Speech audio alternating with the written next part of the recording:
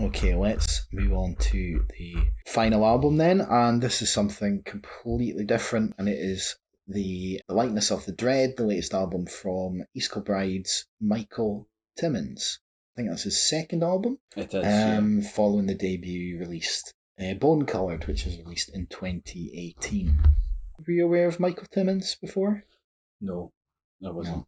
No, no, me neither. It was one of Fiona Liddell's New Music Friday story posts that she does. I think she'd put one of his songs on there, and also that his album was out. So I went and had a listen and thought it would be worth covering. So, like I said, it's very different from basically everything else on this episode. It's very stripped back. It's more. I mean, a lot of the stuff on here is quite personal, but this is more stripped back. I think some of the songs were inspired by the passing of his father.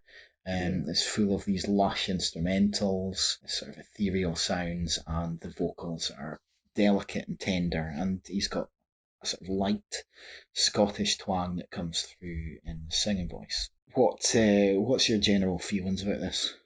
Yeah, I think it's hard not to fall in love with this album. I've kind of described it as kind of being beautifully melancholic. It's intimate and raw, as you said. It explores a lot of the kind of themes of kind of grief and death and dying. It was inspired by the passing of his father, which is obviously a theme that's kind of peppered throughout the course of the album, but maybe kind of more explicitly explored in maybe the last Yeah, couple of tracks, which are entitled kind of 10 Days Before You Die and Cardiac Arrest.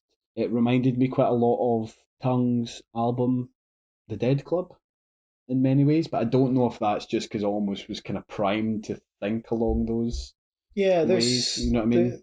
There's. I mean, that came to mind for me as well, but also the Radiant Heart album that we covered. Yeah, That yeah. came to mind as well while I was listening to this. Um, It reminded me of Daughter as well. it's, I'm not that familiar with Daughter, so Yeah, Daughter, wee bit kind of Fleet Foxes as well to a certain yeah, extent. yeah, a little bit of that, yeah. And I've said, in my notes that it feels almost reminiscent of a kind of different era of music. But yeah, really, really enjoyed it. He's playing live this month, actually, as a matter of fact. He's playing King Tut's on the 26th. So if I'm free, I might get my arse down there. Nice. But yeah, I really enjoyed the album. Like I said, I think it's difficult not to fall in love with this album. I kind of love how he's able to kind of mesh this really kind of sparse, ethereal soundscapes with like I've written like with common or garden things and phrases, such as in the third track, for example, theatre, with lyrics like "Take me through your theatre," which sounds quite evocative and emotive and what have you.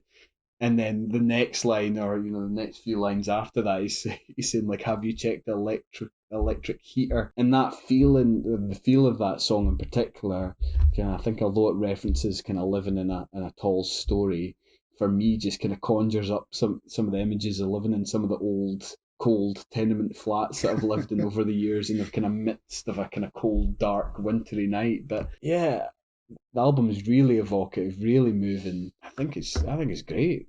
Yeah, I think it's great. Like on the second track, "Empty Room," that's one of the songs that really struck a chord with me, and I think there's a little bit of that kind of sort of frightened rabbit magic in there. It's like it's a sad sounding song that somehow manages to still sound uplifting, and partly through the kind of sort of gorgeous musicianship and like these complex guitar lines. I think there's a bit of woodwind in that song maybe, and there's some piano, and that's one of the strongest songs on here for me. And I get what you're saying about the lyrics. I've found it quite difficult to like unpack a lot of the lyrics on here, but I just like the way they sound in Yeah, general. I found it difficult to sort of decipher what the meaning was behind a lot of the lyrics, but they just sound really good. yeah. I think Factory Tax. I can't remember what number track that is on the album, but I It's think track that five. is it track number five. I think that in that song in particular, he really gets to kind of, it really gives him an opportunity to kind of showcase his kind of vocal range and ability. I've described that as another kind of beautiful number. It was one of the kind of standout tracks for me, as was Crowds Below. It has this kind of really infectious little kind of muted guitar riff that complements his vocals again really well. There's a really kind of subtle drum beat, which only really kind of ramps up a gear towards the end of the song, where we get that kind of vocal refrain of him singing "I'm Another Room" over and over, which for me was a kind of really big moment in the song and in the album as a whole. I love that number, and that song in particular is one that I've been going back to listen to time and time again.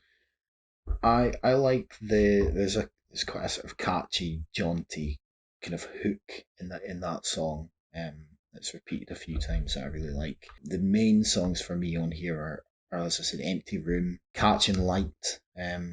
Mostly the guitar lines from that song. I just can't get enough of them. And Mercury Stills, I think the vocals and lyrics are really engaging on that. And at the end, it sort of changes up and brings in this kind of really moody, deep bass sound, and you get a little bit of fuzz to the guitars as well. And I think the last three tracks are really strong as well. Like on St Andrews, there's this good vocal line, "Tell me you've just fallen asleep. Tell me you're just trying to sleep this one Yeah, off," yeah. which is really like heartbreaking. And again, I mean, 10 days before he died and cardiac arrest.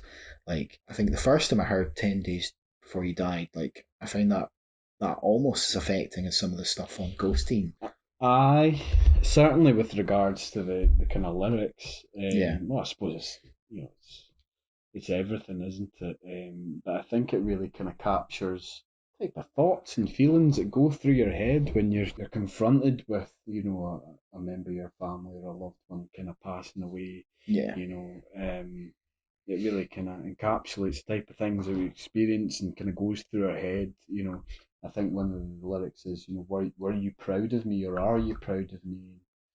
You can't help but feel a bit moved by that. I'm kind of going to go back a wee bit, like, again, obviously explores the whole album is inspired by his father's passing, and there's a track a bit further up the track list called the Agonal.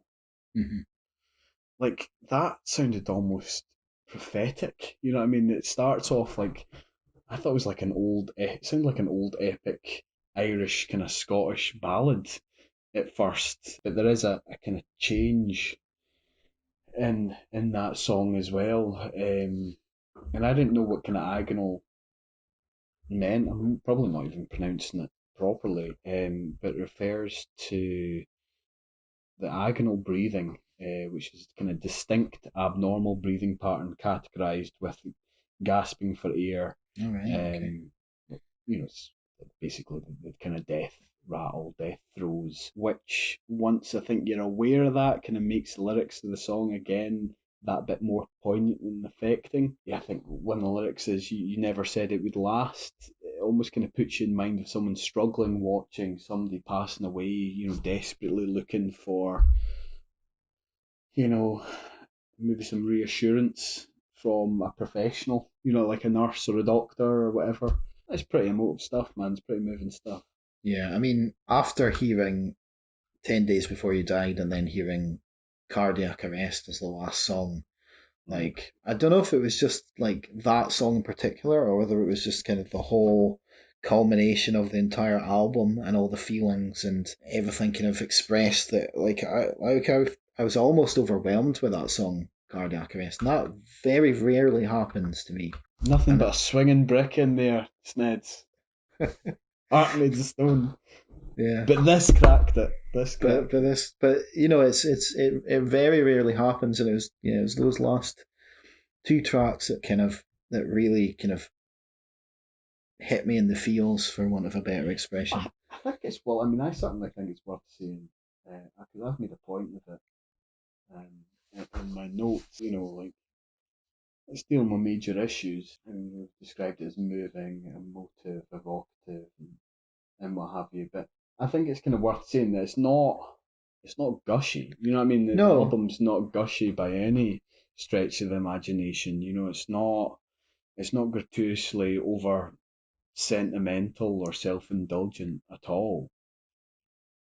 no, it's not like trying to hit you over the head and make you cry. Absolutely not. It's just a really beautiful, delicate, emotive album, and it's Mm. just it's like Tongue's Dead Club, and like that Radiant Heart album, and like Ghosteen, it's one you sit down and you experience it, Aye, I think that is fair to say. Yeah. and it's yeah, a good album. What did you give it, Snedden? I'd give it an eight, I would say. Well, I've given it a strong 8 or 9. I think there are songs on it that I don't find quite as they don't stand out quite as much to me, and a lot of the stuff that did stand out to me was like some of the more intricate guitar lines and catchy guitar lines and things. Because I mean that's just the sort of thing that I like in general. But overall, it's a really strong body of work, I'd say. Yeah, and to be fair, out of all the albums and things we've covered in this podcast, this is the album that I've shared the most with people, Is it? and it's got a lot of good feedback.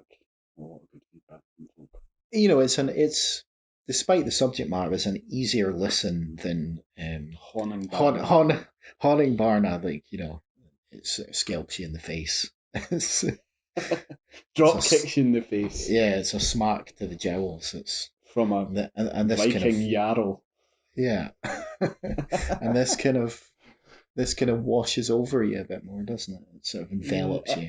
I think you're right in that. In what you said there, it's almost an album to be experienced. Much in Yeah, the same way as kind of Ghosteen and what have you. I think that's right. nice. So that was the Lightness of the Dread by Michael Timmons.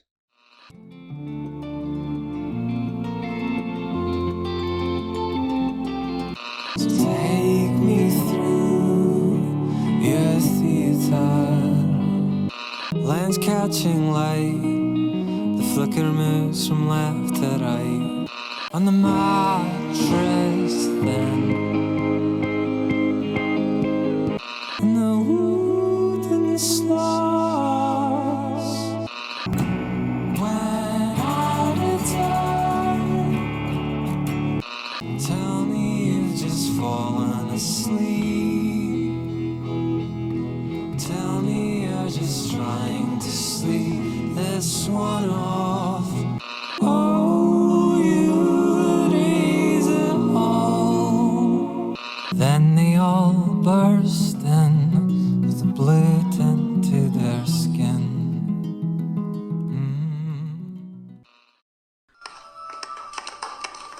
It's not finished.